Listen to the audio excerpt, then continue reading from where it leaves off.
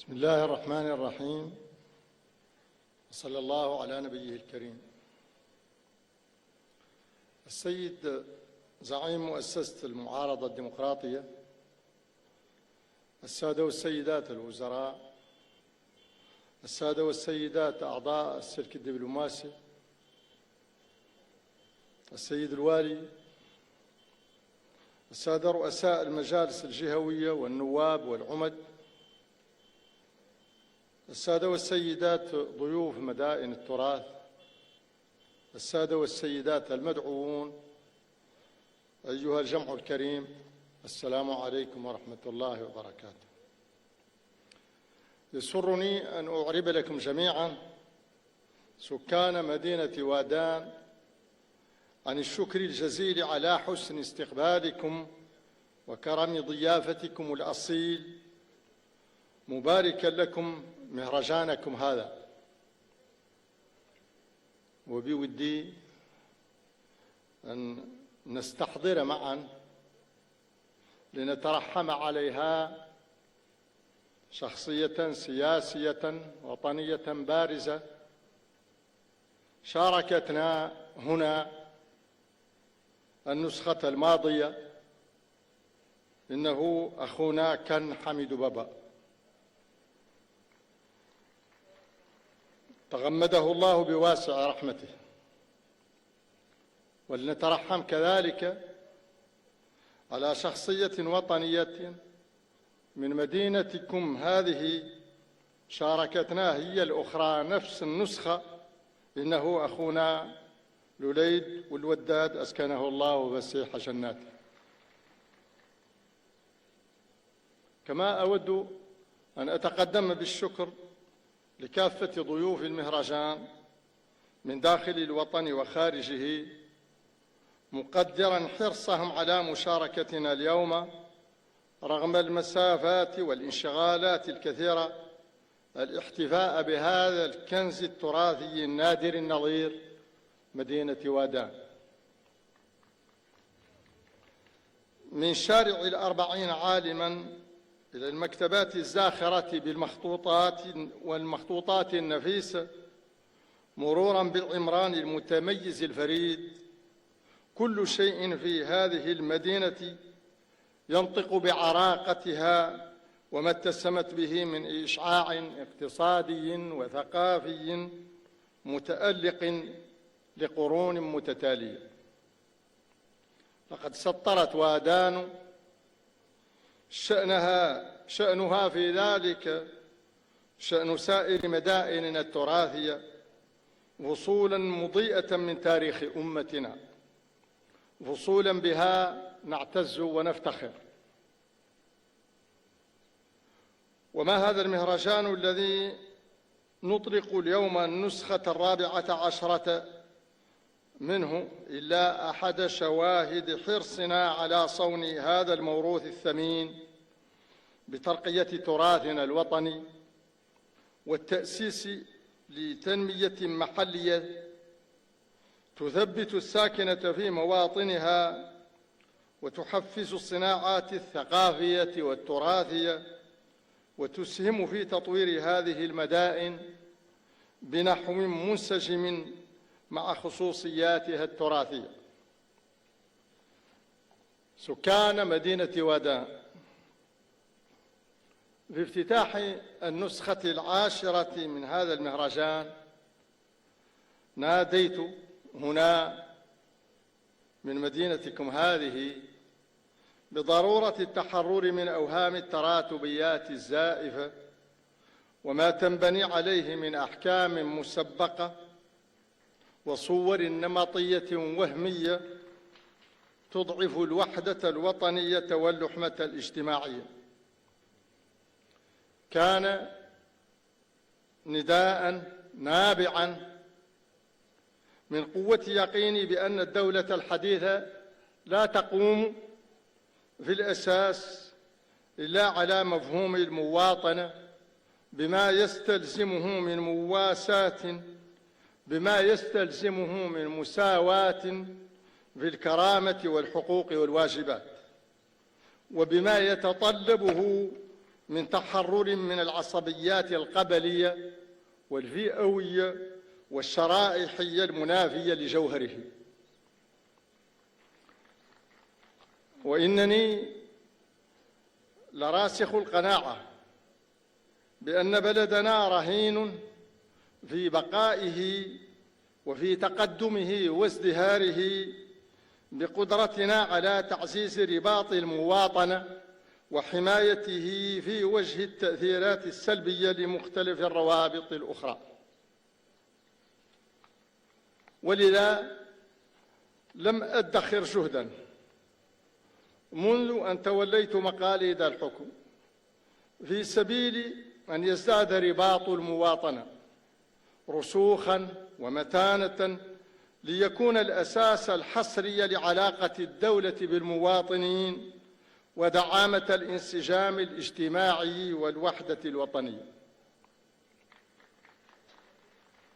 وفي هذا الإطار عملنا مثلاً على تكريس دولة القانون، وأطلقنا المدرسة الجمهورية لتمكين أبنائنا من الاستفادة في ظروف متماثلة من خدمة تعليمية ناجعة ولترسيخ قيم المواطنة والمدنية لدى الناشئة. وميزنا إيجابياً في مدارس الامتياز بتخصيص مقاعد لأبناء أسر السجل الاجتماعي مع منحهم من الإسناد التربوي ما يؤهلهم للتفوق في هذه المدارس. كما توسعنا في إنشاء وتعزيز الكفالات المدرسية دعماً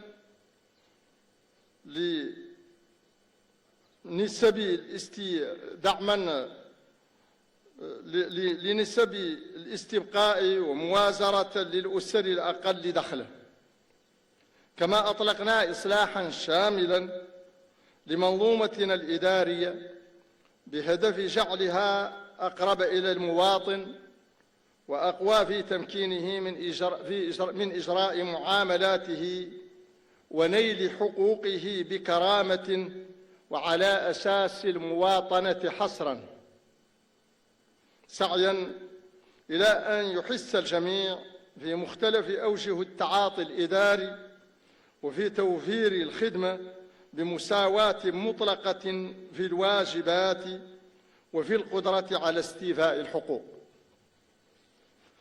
كما حاربنا الهشاشة والفقر ببناء شبكة أمان اجتماعي لا تزال تتوسع من حيث عدد الأفراد المستفيدين وتتنوع من حيث أشكال الدعم التي توفرها كتحمل الدولة لتكاليف التأمين الصحي للأسر الفقيرة وإدراج الوالدين وجميع طلاب التعليم العالي في التأمين الصحي واستحداث مؤسسة الصندوق الوطني للتضامن الصحي التي تتكفل بالتأمين الصحي للأسر الأقل دخلاً بمساهمة رمزية.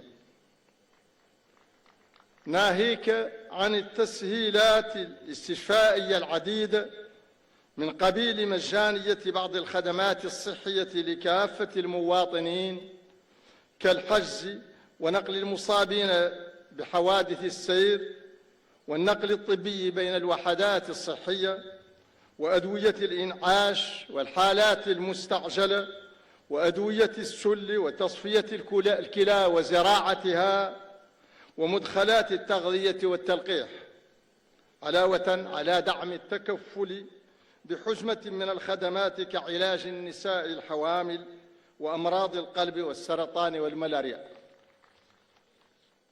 هذا علاوة على تأمين تحويلات نقدية منتظمة لصالح الأسر الفقيرة وتوفير المواد الغذائية المدعومة حماية للقدرة الشرائية لمواطنينا الأكثر ضعفاً.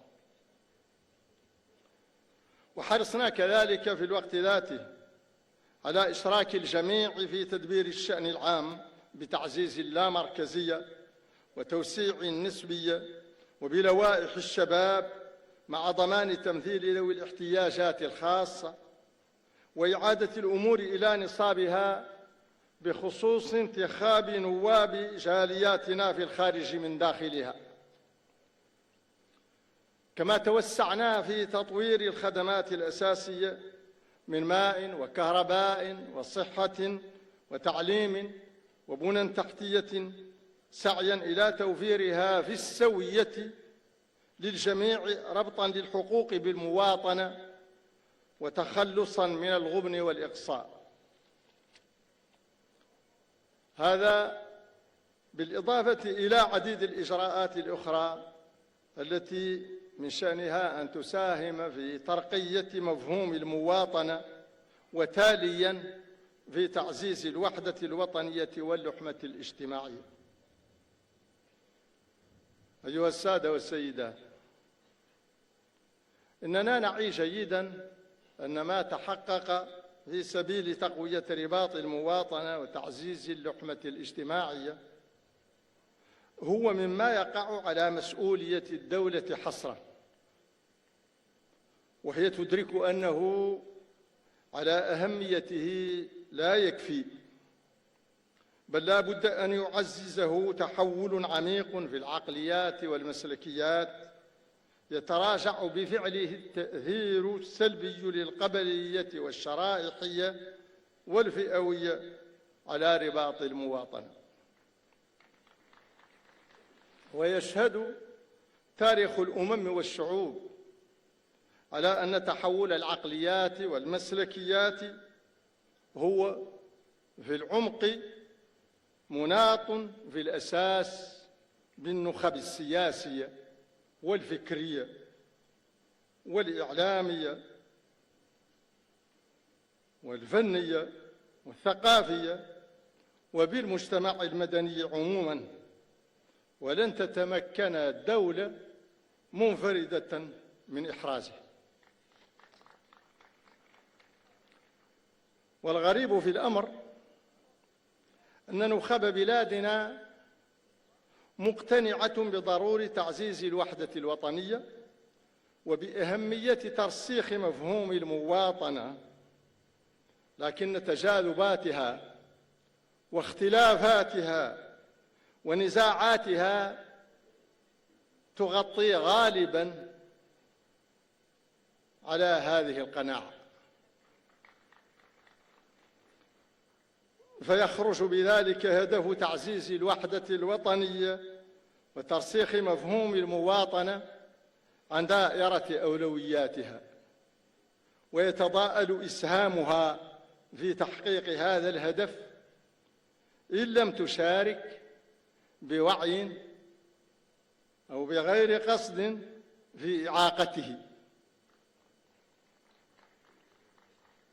صحيح أن الاختلاف والتجاذبات في الرأي والمواقف أمر محمود، به تعيش وتتطور المنظومات الديمقراطية، وهو مرغوب لدينا ونحترمه ونعتبر أن لا غنى عنه مطلقاً، لكنه لا ينبغي أن يكون على حساب أسس كياننا الاجتماعي ومشتركاتنا الأساسية التي تقع على عواتقنا جميعاً مسؤولية تعزيزها وتوطيدها. وإن إجماعنا على هذه المشتركات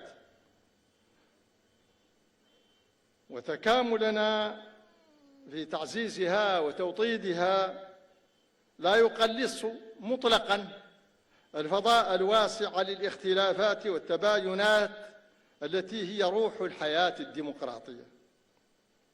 ولذا يتعين علينا جميعاً حكومة ونخباً سياسية وثقافية ومجتمعاً مدنياً أن نكون يداً واحدة في حماية هذه المشتركات.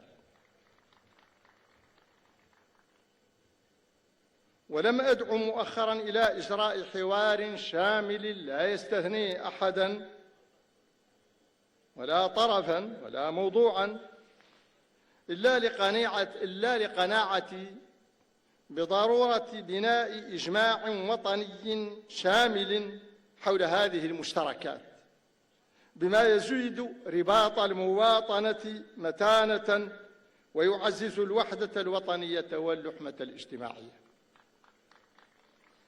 ومعلوم بداهة أن الإجماع حول المشتركات لن يستديم حاضرا ومستقبلا إلا بمشاركة فاعلة من شبابنا، أمل أمتنا وقاطرة تحولنا ونمائها.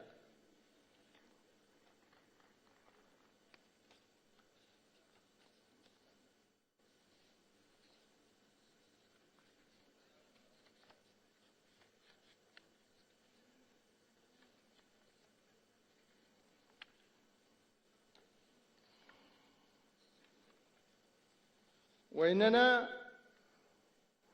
لنعول كثيرا على إسهام شبابنا بحيوية ونجاعة في ترسيخ رباط المواطنة وتقديمه مطلقا على ما سواه من الروابط الأخرى. وفي الختام أعلن على بركة الله افتتاح النسخة 14 من مهرجان مدائن التراث، راجيا لها باهر النجاح ومجددا الإعراب لضيوفنا عن كامل الترحيب والتقدير، وأشكركم والسلام عليكم ورحمة الله وبركاته.